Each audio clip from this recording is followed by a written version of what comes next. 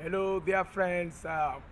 Is a wonderful opportunity one more time to appear before you today in this success leadership and faith hub with your wonderful friend Varsikena Emmanuel. And I'm too sure that you have actually gotten a lot of inspiration, motivation, and push to be the best. My commitment and our commitment on this platform is to see that the best part of you will show, that everything that has to do with you will experience undeniable success. Today, I'll be taking the part B of the series of training session, which I entitled 8 strategic things that you must do in order for you to become the leader in your field. Be you a lawyer, entrepreneur, youth leader, vulcanizer, medical expert, hotelier, a saloon expert, or a cartoonist, whatever thing that you are doing, you need to be the leader, or you desire to be the leader. 8 things you must do. And the first thing I mentioned about in the previous session, I mentioned about 4 of them, which has to do with having that vision and to be the leader. The second part of it has to do with making sure that you leverage on the principles of mentorship, making sure that you get yourself committed towards making sure that you contribute, or you're the first to bring out the solution in your field. And being committed to that assignment is also one of the things that you need to do in order for you to be the leader in your field. So today I'll be talking about the remaining 4, which has to do with number 1, leveraging on the principles and the power of other people's experience. That's partnership, leveraging on the principles and the powers of other people's experience, which has to do with partnership. The second one has to do with engagement in work, hard work, and harder work. Engagement in work, hard work, and harder work. The third thing you need to do is to take advantage of the law of seed time and harvest time. That's maximizing time and age. How to maximize time and age. And the fourth thing that you need to do if you want to be the leader in your field is to always be innovative. Let me start by explaining from the last point that I mentioned that has to do with becoming innovative. We live in a very competitive world. Even as a pastor, there's competition in pastoral ministry. Even as a lawyer, there's a lot of competition in the area of science and technology, in the area of medicine, in whatever thing that you think that you do. By the time the idea is dropping in your mind, it has dropped into millions of other people. So whosoever that takes the first step, that person becomes the leader per time. So if you want to be the leader, you have to learn how to move your vision. You know, the last one I mentioned about the issue of vision. You have to learn how to quickly move. How to use the word. We quickly move the vision from vision documentation to product information that someone can actually manage. Anything that is in your mind, anything that you want to do, it is important you do it quickly and as quick as possible if you want to be the leader in your field. Innovation is critical because human nature, human life does not like status quo. There is always something that is evolving. There is always something that is happening in all areas, in administration, in management, in school growth, in pastoral ministry, for those of you who are pastors and priests, in cinematography, and video editing. There is always a new software. There is always a new set of stuff that is coming up online, is coming up to make sure that whatever thing that is existing becomes outdated. The competition is fierce. The competition is very horrific. The competition is very demanding. And that's why you have to up your sleeves, to make sure that you strive to get the necessary information, the most outstanding and current information in the area of your calling, your gifting, your business, your drive, your passion. Innovation keeps you on top and makes you relevant. So people always find it easier to navigate or drive towards someone that is innovative, someone that is always creative.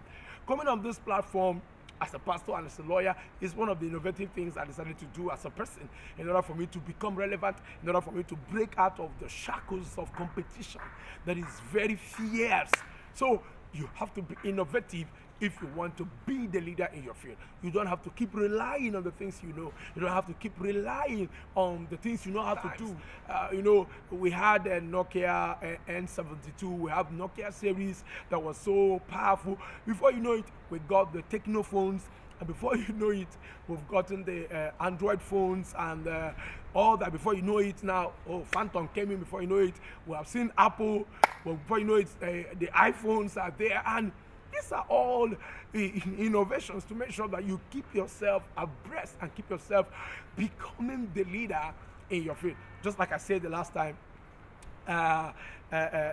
institutions can become leaders, and individuals can also become these leaders. So make sure you innovate around anything you're doing. The second thing you need to do for this session, and the fifth for the whole session, has to do with maximizing the issue or the power of time and chance. Listen, everybody or anybody or any organization can only be a leader or the leader per time. Just like I explained, there was time Nokia was leading. They made a lot of money. But now you see Phantom has come in, iPhones have come in, the final Techno phones actually came out, and the competition is very fierce. If you don't understand how to leverage on the principles and the weight and the capacities of time. Time is very critical. It takes time to be a leader. It takes time to succeed. It takes time to make money. It takes time to push ahead. It takes time. Invest time. Maximize your age. If you're the chief executive officer, if you're an individual, there are things you cannot do when you are 46. There are things you cannot do when you are 65. You can't tell me that you want to enroll to become an astronaut at the age of 35. No school of astronomy is going to admit you, because time has actually eluded you. You are time barred. You are time barred. You cannot actually present yourself again for recruitment. There's a time you cannot start up a church if you're a pastor. It's going to be so encumbering. It's going to put a lot of weight on you. So everyone that desires to be a leader becomes a leader per time. So if you're a young person that is watching this video, pour yourself into what you're doing. Pour yourself into that desire. Pour yourself into that passion. Make sure you don't sleep. Yes, don't sleep. Don't even tell me you sleep for 3 hours. Don't even sleep at all. Let the work, let the responsibility lure you into sleep. Be on your system until you sleep on the system. Be on your book until you sleep on. Let the books be your pillow. Get yourself engulfed in that thing you're doing. Get yourself wrapped up in that. Die inside of it. And that's how you maximize your time. And that's how you leverage on age. That's how you leverage on anything that life and situations has actually brought across your path. The third thing on this series, and also the eighth in the general series, has to do with leveraging on other people's experience or partnership. True leaders and those who become leaders do not work alone. If you are one that lives alone, you will die alone. If you believe alone, you will be ignorant alone.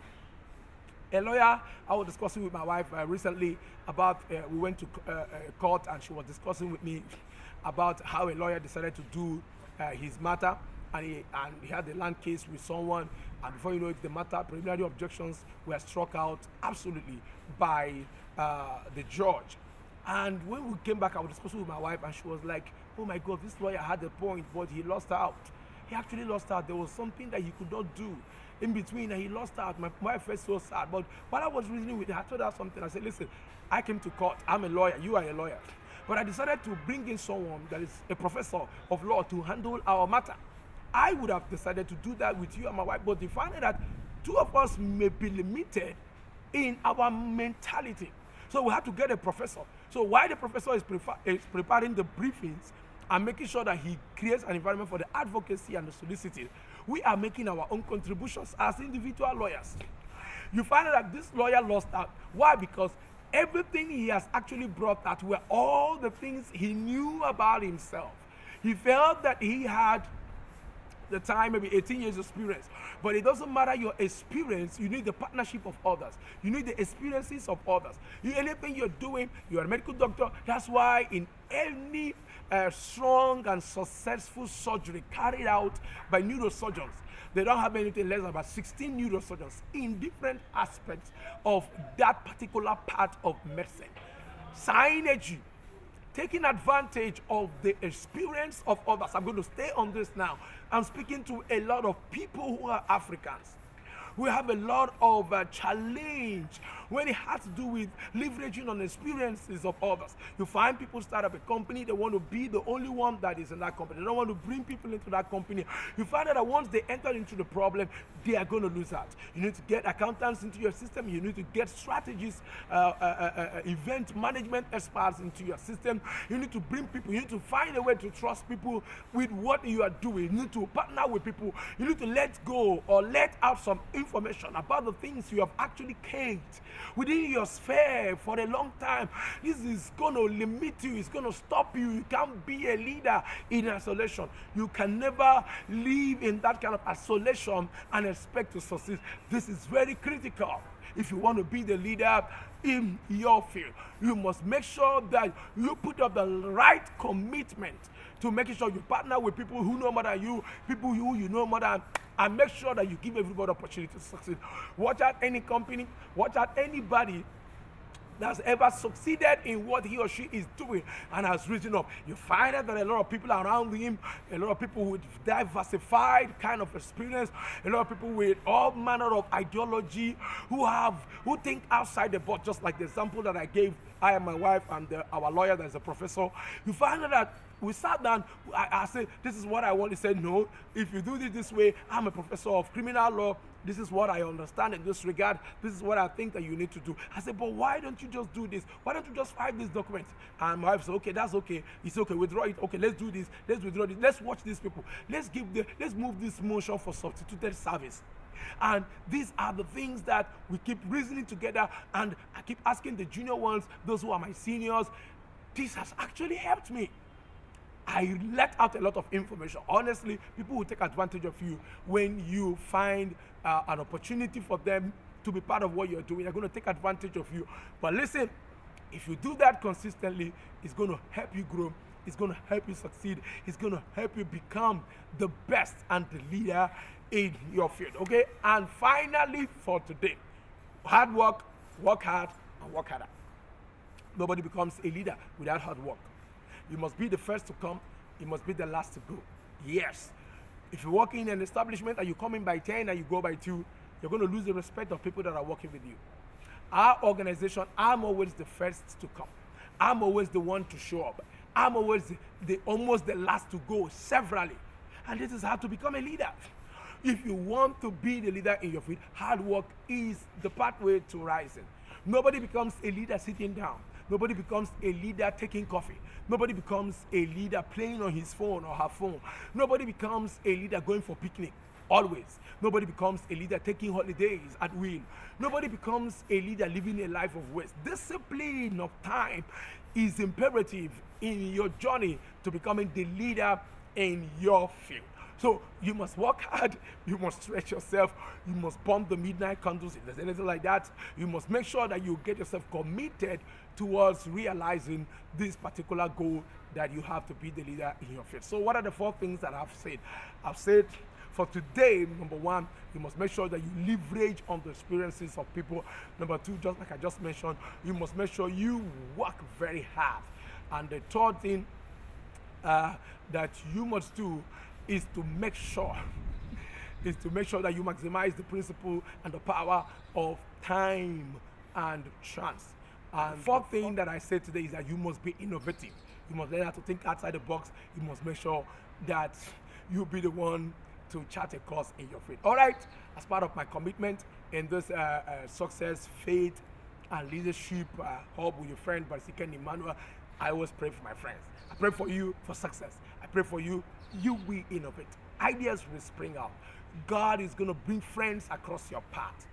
God is going to bring people that will support you. You need to have a lot of leverage. God will bring a lot of human leverage, financial leverage across your path. I declare to you that favor of the Lord shall visit you. I declare to you that increase shall be your new name. I declare to you that the idea you're looking for, man is going to support it in the precious mighty name of Jesus Christ. I pray for you strength and courage to be the best. Hard work is going to be your uprising. You're not going to get tired. You're not going to get sick. You're going to succeed in the precious mighty name of Jesus Christ. All right, your brother and friend, Brother Ken now Emmanuel on this success, faith, and leadership hub. Please click on the share icon and then share with your friends, share with your relatives, share with everyone that you know that's going to be benefiting from this platform. And click on the notification button should in case a new video comes in. Do have a nice day till I see you. Have a nice day and God bless.